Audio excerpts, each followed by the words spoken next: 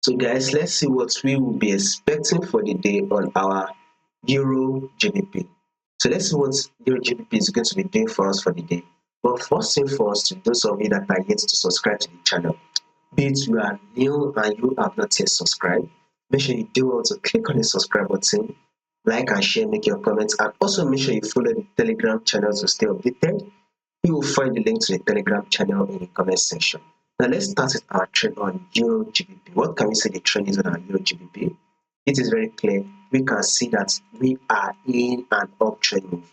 You can see that market is what? In an uptrend move. So this is it right here, guys. This is the impulsive move. Market then was able to give us a corrective phase. Market then push up again to form another impulsive move. Here comes the corrective phase, right? Market then did push up again to form another impulsive move, which is an high that took out this previous high, right? Here comes the corrective phase, right? Market did form a corrective phase, which is the pullback. Now, market was able to push up again to form another impulsive move, thereby taking out this high, right?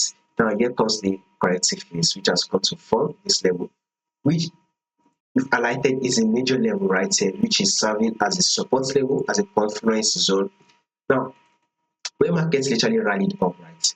Market is now rallying down. It is correcting, right? Giving us that corrective wave. And the corrective wave is simple. They drop and they pull back.